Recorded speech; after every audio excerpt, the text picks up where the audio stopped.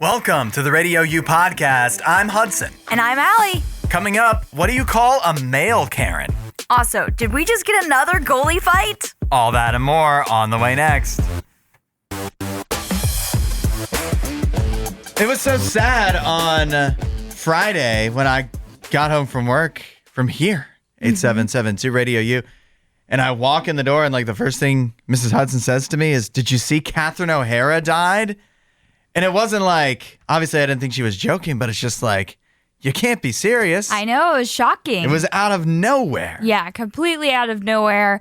I know we had talked about her recently because Macaulay Culkin had basically said he was thinking about doing a direct follow-up to Home Alone 2. Yeah, where he's a grown-up. Yeah, and so he would return to Home Alone, and there was a lot of speculation of Catherine O'Hara being included in that because she had done some recent Home Alone commercials with Kevin or with Kevin Hart and all sorts of stuff with Home Alone related things. And so it was kind of just assumed that she'd be a part of that project. And I'm sure he would love for her to be a part of that project because he immediately made a very touching post about Catherine O'Hara when the news broke that she had passed. Yeah, there was a lot of good comments and kind of tributes to her over the weekend. But Macaulay Culkin had said, easy for me to say, is, "Mama, I thought we had more time. I thought we had time. I wanted more. I wanted to sit in a chair next to you. I heard you, but I had so much more to say. I love you. I'll see you later." So sweet. I feel like, what started in the 90s with that Home Alone film really was a mother-son relationship in real life for Catherine O'Hara and Macaulay Culkin, and I love that. Yeah, and so many other things she's remembered for, and Beetlejuice, of course, obviously Home Alone. More recently, I think she had just been in The Last of Us, so Pedro Pascal did a tribute to her as well. She had just been in The Studio with Seth Rogen on Apple TV Plus, or I guess it's just called Apple TV now. And then you go, she's just been a powerhouse. It's true. And 71 years old. I feel like it does say something about somebody. She's 71 and still that's not, it's old enough where you can just die at 71. But at the same time, it just feels completely shocking. Yeah. That it's just, we weren't ready. We definitely were not ready. I was not ready. Again, as you point out, has been so recently active. So the idea of some type of fast decline is it's surprising. And so she will be missed. And what's awesome about Catherine O'Hara is there's so much great media to go and celebrate her life with and watch. Lots of the stuff that she's been in, so much of it definitely rewatchable, and particularly Home Alone movies, because you're going to come back to those every Christmas. Every year. But it is going to feel a little bit different when we get back around to Christmas this time, because she's not here anymore, right? Unfortunately. Catherine O'Hara dead at 71 after a brief illness. If you missed the NHL Stadium Series in Tampa last night, you really missed out. I know. It was a crazy game. First of all, the Bruins were up 5-1, and the Lightning come back and tie and win the game. Right. First of all, there's a lot of goals. Yep. Second of all, a 5-1 comeback really never happens. Yep. And so an exciting game. But on top of that, you got a goalie fight. This game was packed full of everything. 11 goals, pretty much. We did. I think it ended in a shootout, correct? I think so, yeah. Yeah. And so 5 real goals, so 10 real goals. And then a goalie fight. It's just filled with everything that I think NHL would want, Yeah. For such a big game for their season, the Stadium Series. It was kind of funny because it was in Tampa, so you're thinking, how are they going to be able to play outside in Tampa? It was a crazy idea. Yeah. I can't believe they did it. I can't believe they pulled it off either, but the weather worked out perfectly. Yeah. It's so cold in Florida right now. What are the odds that they have the Stadium Series it's actually under 40 degrees? Right, the high's 35. Yeah. It's crazy. But this game had a little bit of everything, so I agree with you. If you missed it, you truly did miss out. It was so exciting. Did you see John Cooper, not from Skillet, John Cooper, the coach of the Lightning? Did you see his outfit? No. It is, I gotta send it to you later. Yes. He wore like an all-white suit with a fedora. What? And yeah. It was That's outstanding. amazing. Anytime someone wears a fedora, unironically, I am all in on that outfit. That's amazing. Yeah, this game truly had everything, and somehow they've had outdoor games in much colder climates that they weren't able to pull off because the game happened, but it was a big struggle because of the sun and like it melts the ice. They did this one at night. It was last night. But the fact that it was cold enough in Tampa to be able to have it, and it happened to be when they actually had the game there, it's just outstanding. They could have had it next week, and the weather probably would be way too warm. Exactly. So it just worked out perfectly. They had this whole setup ready to go, like a refrigeration system and all of these crazy gadgets that would help them keep the ice, workable. Mm-hmm. And I'm like, did they even really need to turn any of that on? I'll admit I was skeptical. I was like, I know they plan and there's millions of dollars poured into this. I still didn't think it would work. Right. But it sure helped that the weather just happened to be perfect. Yep. For once perfect for hockey. Yes. Outdoor hockey for once in Florida. Western Florida. Right. Meanwhile, in Italy, they can't even figure out how to make indoor hockey rinks for the Olympics, and they've had years to work on that. So, Right. the NHL Stadium, you got to see the highlights, the goalie fight, and you also never get goalie fights. No. And we've had 2 in 2 weeks. I know, but I did love this one because as soon as it ended, they're all laughing and tapping each other on the back. They had so much fun fighting They together. put on a show. The RadioU DJ group chat was going off this weekend. It was crazy. 8772 RadioU. It seems like so many of us were actually doing something interesting other than just working. Josh started it all because he was trying to look into, he wanted to go to a slide park. Mm-hmm. We have near the RadioU studios, it's fairly new. There's like an indoor park and it's like all slides. Yeah. It which looks is a so crazy, cool. Yeah. I remember when it opened, and I was like, "That looks kind of cool," and I would really like to go. Yeah, and Josh did it. Josh finally did it. I remember seeing one that was, it was on social media. I think my cousin Kathy sent it to me, and it was in Indiana. Mm-hmm. I don't know if it was Indianapolis or where exactly, but it was an all-slide park, and she sent it to me, and she was like, "I'd be willing to go on a trip to go to this place." Yeah, and now you don't have to. Yeah, I was like, yeah, absolutely. And then we saw that this one was opening in our area. I think it's in Columbus, right? Yeah. Yeah. And so we were like, oh my gosh, so excited. So we have actually talked about planning a trip to go, which I don't know why we haven't planned it yet. Yeah. So I have we got to get that on the schedule. It, and Josh from the weekends said that it was fun, definitely worth going. He said maybe go during the week because I guess it was busy. It was probably super busy on the weekend. And the other thing is when I've looked, it looks super fun, but it's kind of a little more expensive than I would have guessed. Okay. So that's basically why I haven't done it yet. Apparently, they do an all-adult night. Oh, yeah? And that's when we want to go. So I have to push kids out of the way? Exactly. Yeah. Exactly. And I think that would be really fun to do an all-adult Maybe night. it should be a DJ outing. Maybe. I mean, Josh has already done it, but all the rest of us, that'd be fun.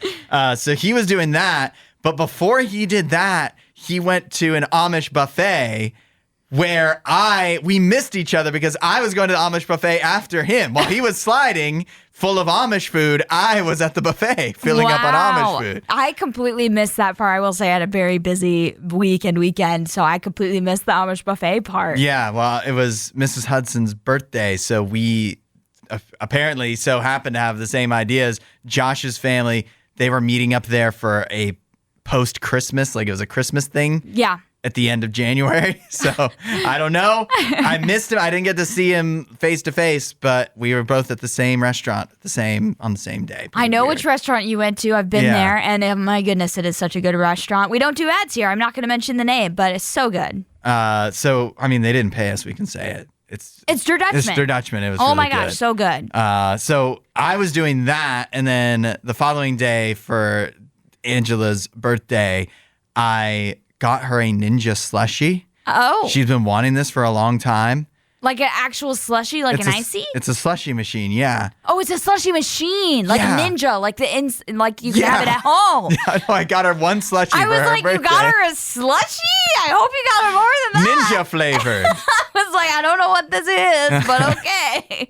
Ninja. Like an appliance. Yes. Okay. But we didn't realize until we got it out of the package and so this is a big disappointment, that the Ninja slushie does not work with diet or zero soda. Why not? Because the way that it works to turn stuff into a slushie is it needs sugar. It needs actual sugar in it. So that crushed our hopes yesterday. Yeah. But we looked up online, there's a hack. And so you have to buy this special other kind of sugar substitute that's still like 0 calorie and everything, and it works for this. So we're waiting for that to come from Amazon. Okay, let's go. Yeah, and I was building a desk, but then so this is all. Now we're still only talking about 2 DJs. I know.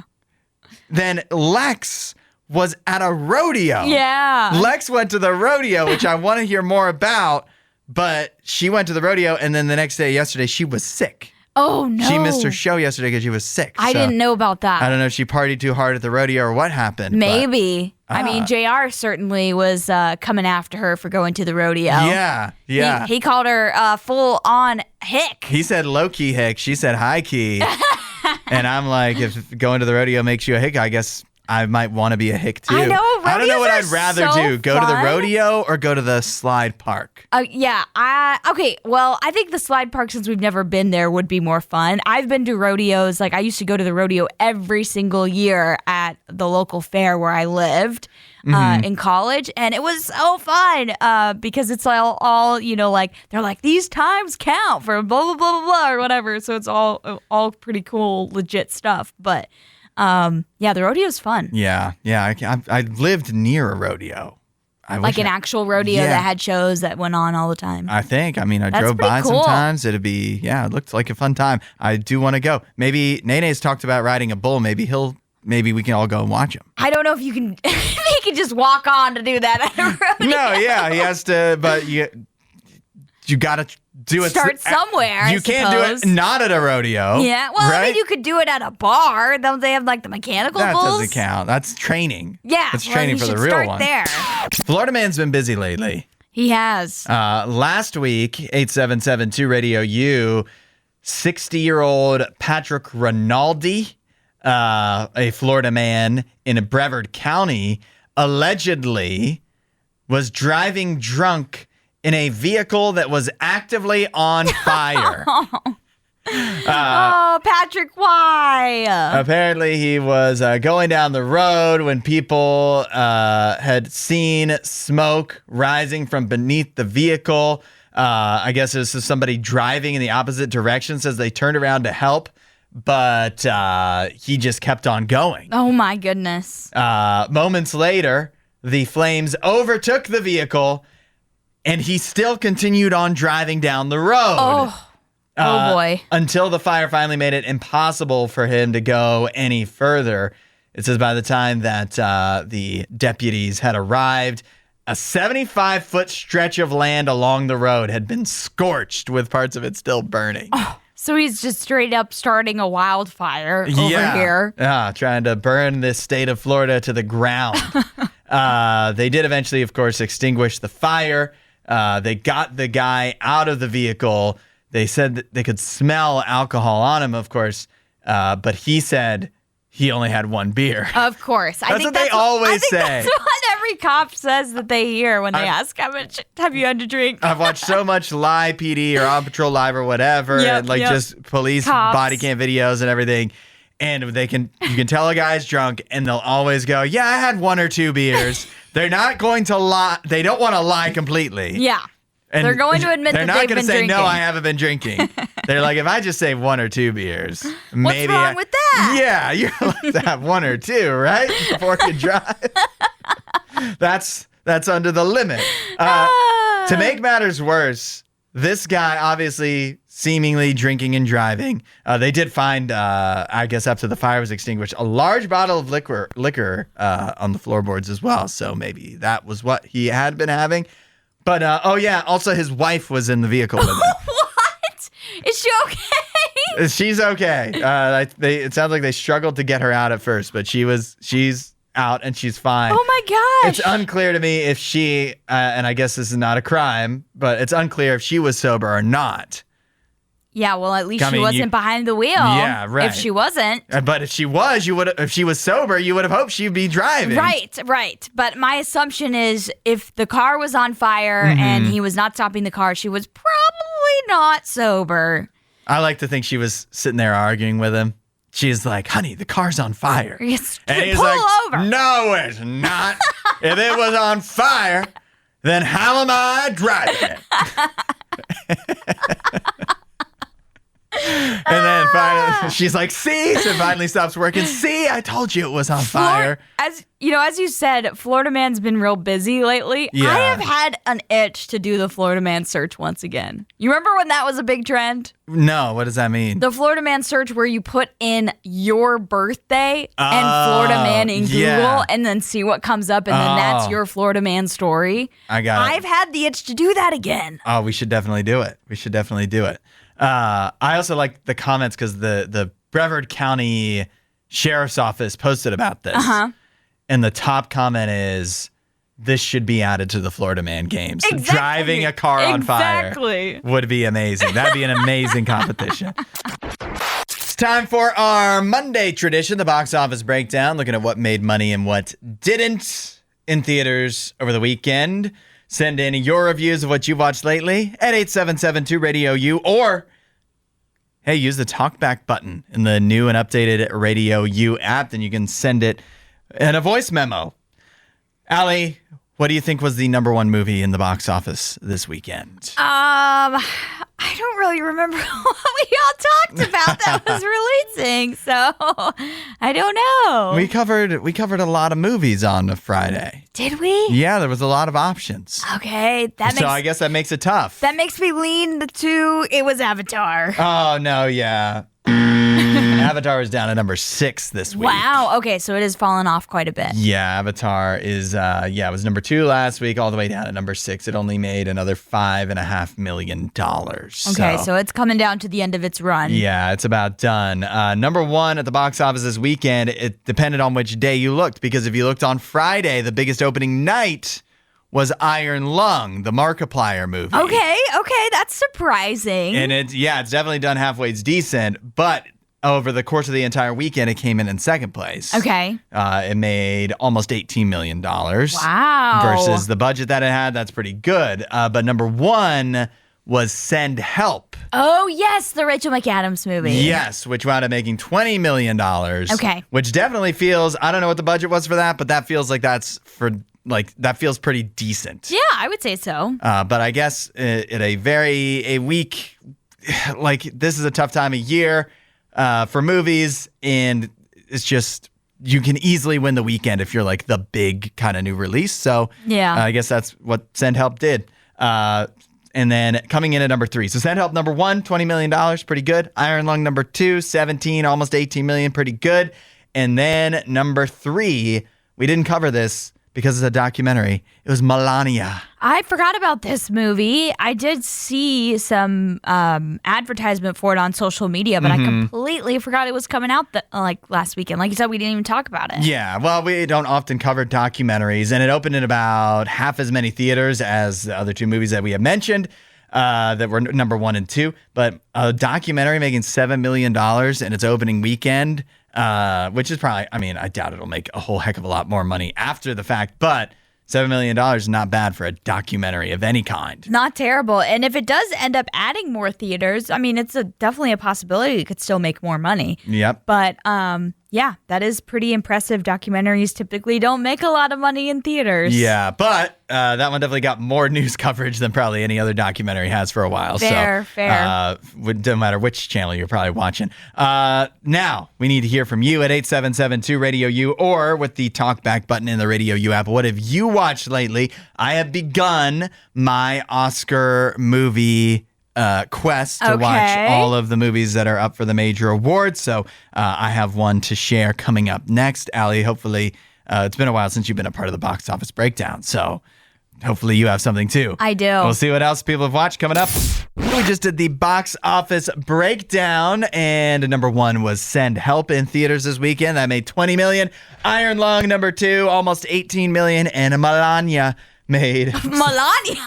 What? That's what it's called. It's called Melania. It didn't sound like you said that. What did you think I said? It sounded like you said Melania. That's what her name is. It's Melania. Melania. Melania is not her name. It made $7 million for number 3 at the box office. Allie, what did you watch lately? Okay, so over the weekend, I had a movie night, I think it was Friday, with my cousins, and we watched a movie from the 90s called Encino Man. Have you ever seen this? No, I have not seen it. Who's in that? Pauly Shore, Sean Astin, Brendan Fraser. And basically, Pauly Shore and Sean Astin are 2 high schoolers. Pauly Shore is a very quirky high schooler. But they, for some reason, Sean Astin is digging a pool in his own backyard. Nice. And like a literal pool that does get used in the film at the end. And they come across a frozen caveman and in his backyard. Mm-hmm. And they thaw him out, and it's Brendan Fraser. And he's a caveman that they take to high school with them. And it's just a pretty, quirky, wild film, but it was a fun time. It definitely sounds like a movie that just is not made anymore. Yeah, exactly. Like, it is truly, like something that could only be made at the time that it was made. How can there be so many, movies constantly on Netflix and HBO Max and everything? They're, constantly putting out movies. And none of them are like that. Right. They just don't make that kind of movie. They don't. It's kind of a weird science vibe, something like that. But it was really funny. So I had not really heard of it before, but I feel like it's one of those movies that probably didn't do very well in the box office when it came out, but it now has a cult following. Yeah. Maybe I'll watch that one day. I watched my first Oscar movie since the nominations were announced was Begonia, which is on Peacock. Yes. Begonia is the new Yorgos Lanthimos movie. He, every year or two, makes a movie. Most of them include Emma Stone that winds up getting nominated for a bunch of Oscars. But they're really quirky, weird sense of humor, weird timing. Everything is awkward. Yeah. This one, I definitely don't want to spoil much. I feel like you should just go in mostly blind. But the idea, this is the first 5 minutes of the movie, is Jesse Plemons and his cousin Dawn. I don't know who plays Dawn, but I love Dawn as a character. Okay. The characters are great. Okay. But they conspire. They conspire to kidnap Emma Stone, who is a CEO, president, or whatever of one of the major companies, something like Amazon kind of thing. Yeah. Because they think or at least because Jesse Plemons thinks she's an alien. Oh, of course. And so that's all I will put out there. I thought it was, like I said, I like the characters. Yeah. So, the dialogue is fun, and just the acting is great. I feel like it was just okay, though. Yeah. It does kind of they kidnap her. It builds a lot of tension. You kind of do get to some spots where you're really on the edge of your seat of what's going to happen. But so just a lot of a tense movie, awkward and fun, quirky like Yorgos Lanthimos movies tends to be.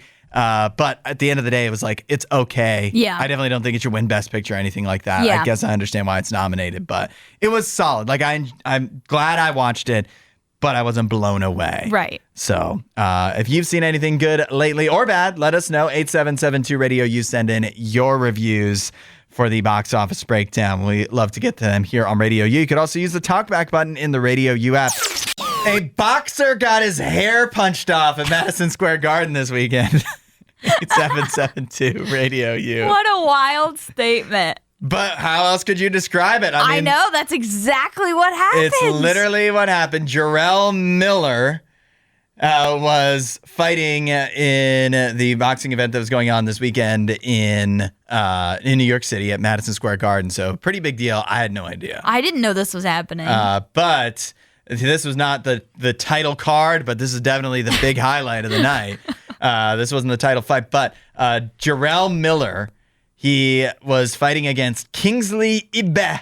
And in the midst of the fight, his hair, you could see it come loose. His hairpiece or toupee, however you want to call it, it comes loose.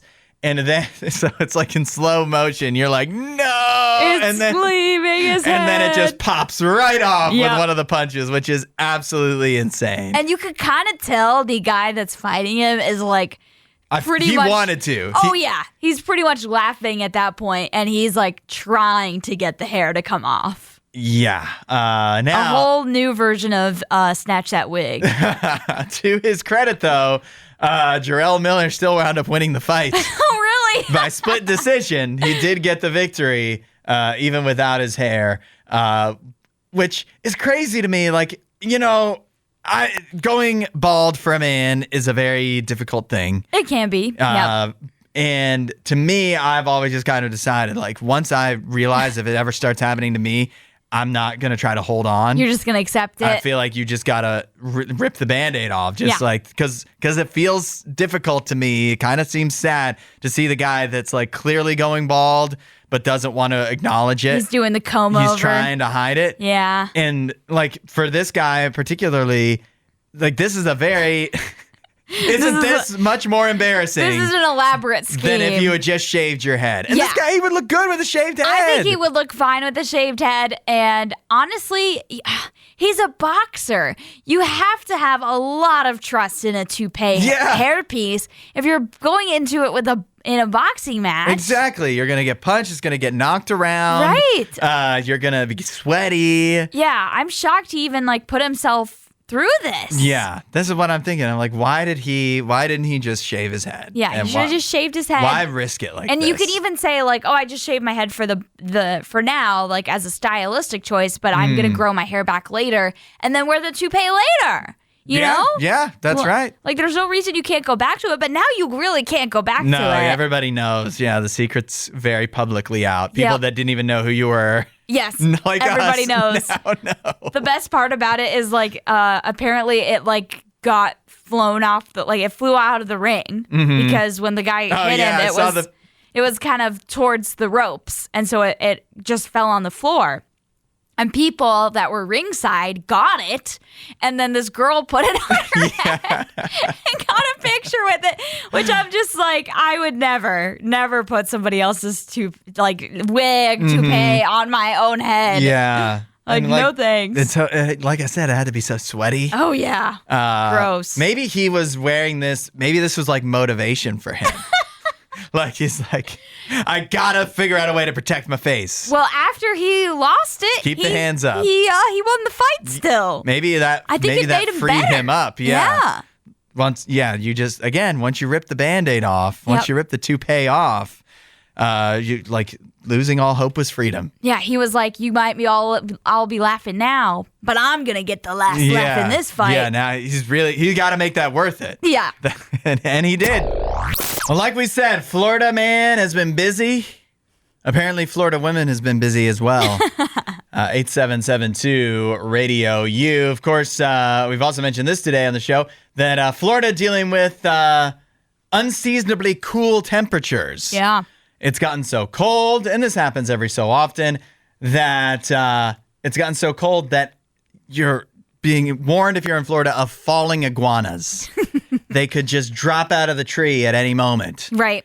And it's also not like it's unseasonable, because it is winter in Florida. It's winter everywhere across America. But it's just like overall, Florida usually does not get temperatures this low, even in their winter time. So it's just really, I know I've heard from a few people that are down in Florida, and they are not having a good time. Yeah. And anytime you get down to closer to freezing temperatures in Florida, there's the chance of iguanas falling out of trees. Apparently that's because iguanas are reptiles, of course, cold-blooded. And so they more or less, like, they don't die from being cold, but they just slow down, and the colder it gets, to the point where they're basically like paralyzed. Yeah, paralyzed. They're almost like hibernating in a way. I think they say it's a catatonic state. Yeah. So because of that, if they're in a tree, they'll fall right out of it eventually. And what usually is mentioned is that they can just leave them where they are if they're not in danger, and eventually when it warms up, they'll wake up and they'll be fine. Yeah. But what one woman is doing in Florida, her name is Jessica Kilgore. She is collecting the iguanas that she sees out on the streets that have fallen out of trees so that she can ship them out to have them cooked and eaten. Oh, wow. Okay. I mean, I guess you can eat anything with meat, right? I feel You like can try. I feel like last year we talked about people during the egg price crisis when egg inflation was running rampant. Yeah. That people were eating iguana eggs in Florida. I don't know how many, but it's true. Yeah. I remember covering that as well, and that's mentioned here also. But with eggs, you don't have to kill the iguana. No. To eat an iguana, You have gotta to kill it. And apparently in some cultures, like she said, she's shipping them to Trinidad, the island of Trinidad. And they eat them where there? maybe they eat them there. I don't know. And I'm so torn on this, especially because I didn't know this, but iguanas are an invasive species. And so that's what she's saying. It's like, this is actually fine and helpful because iguanas are an invasive species in Florida.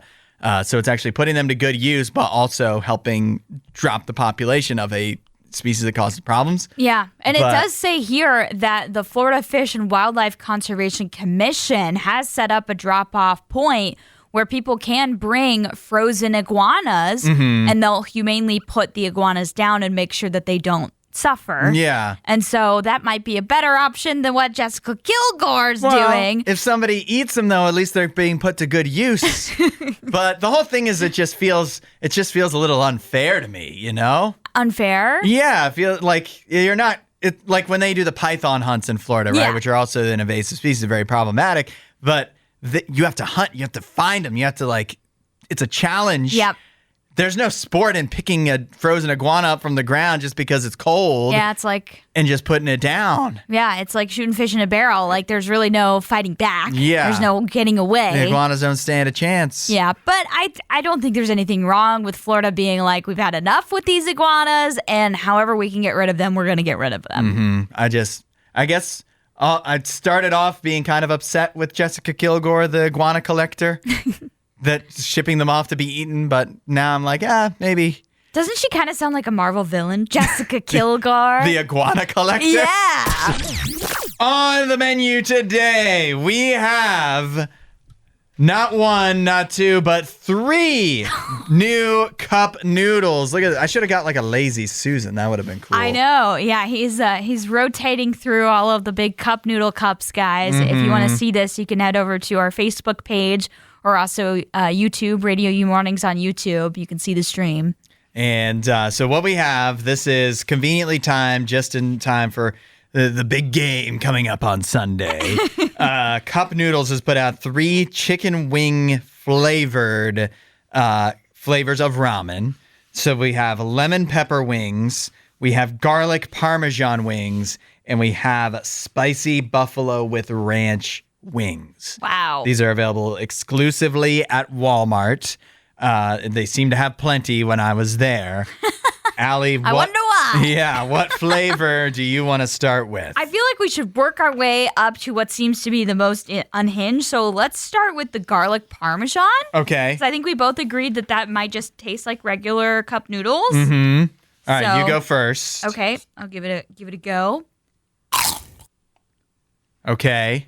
You also might have a bit of a different experience because I had to split it up, and there is like chunks of like the different like vegetables that's actually in that, but I don't know how much actually transferred over into your serving that you got. Yeah, so it's all right. The garlic is a bit much for me. I know you like garlic a lot. I think you like garlic more than I do. Mm-hmm. Yeah. I will say, because you had to heat all 3 of these in the microwave at the same time, the noodles are a little crunchy.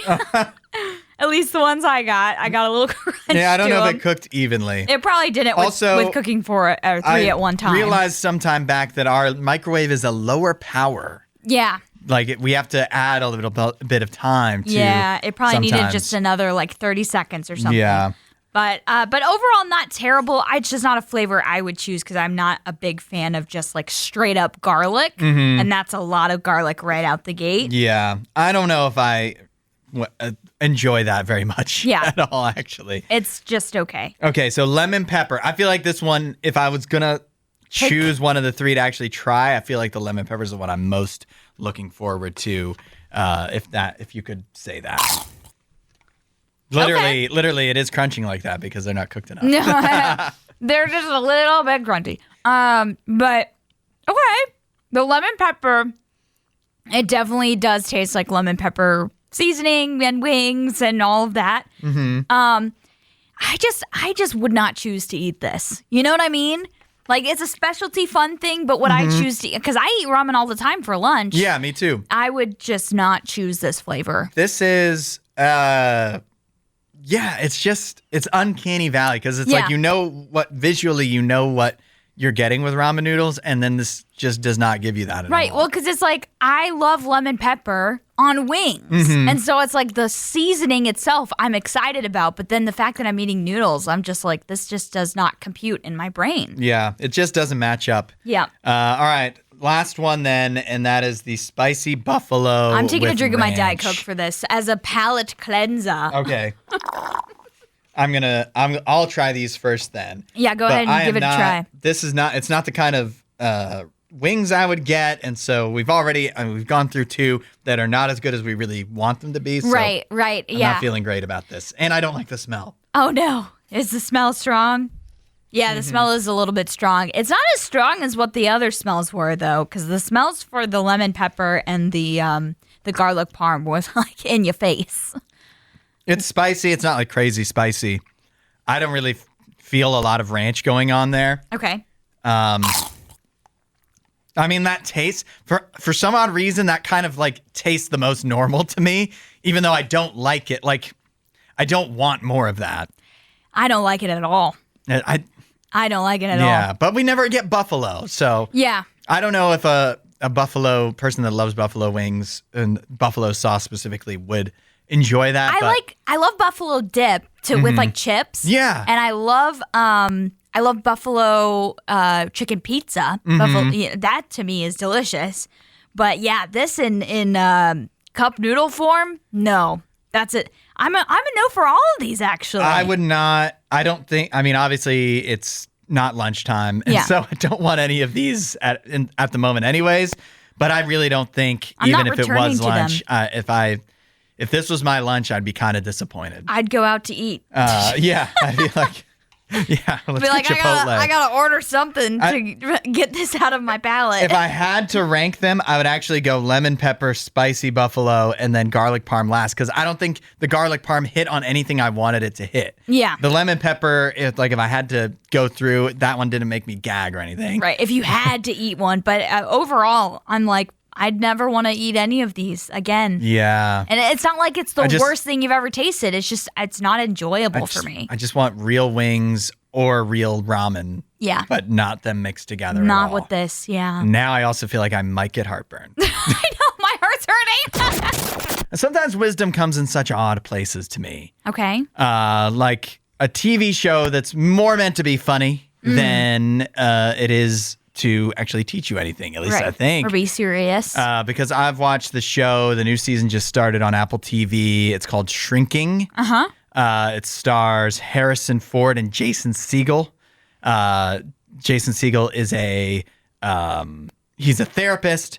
His wife gets killed by a drunk driver. He's got a teenage daughter, so they're going through it. And then Harrison Ford is his coworker that's obviously much older therapist. And they've all got their own stuff going on. The third season just started. It's not for everybody. Okay. Because it's very adult. And I don't mean that like Harrison Ford is naked. I mean like the dialogue is very adult. Yeah.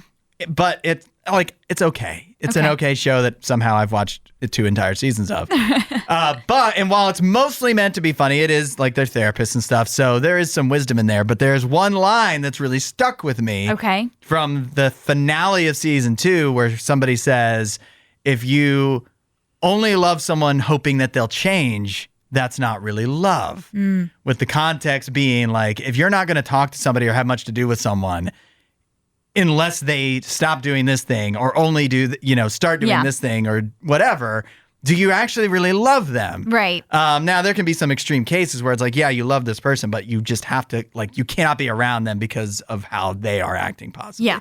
But more or less, people are who they are. And if you love them, you need to love them the way they are right now. You can't make it conditional. Right. And why did that stick with me? Because I think that's a good lesson for each of us to learn, but also because I feel like that completely sums up how Jesus feels about us. Yeah. And that's where we learn about love in the first place. Yeah. Jesus doesn't love us with the idea of how we could be one day. Or Jesus doesn't withhold love because you are doing this thing today and you shouldn't be doing that. But when you stop, he'll start loving you. Yeah. Jesus loves you how you are today. He's not loving you only hoping you'll change. He may be hoping that you will do things differently, but that's not what his love is balancing on. Exactly. It's not conditional. And he doesn't require anything from us.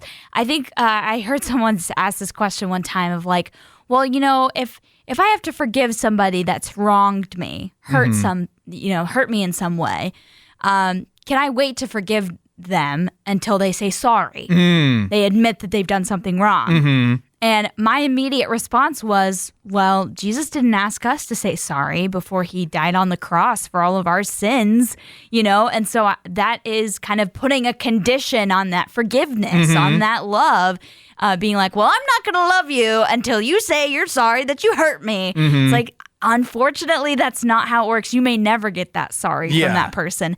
But that is the love that's displayed for us by Christ.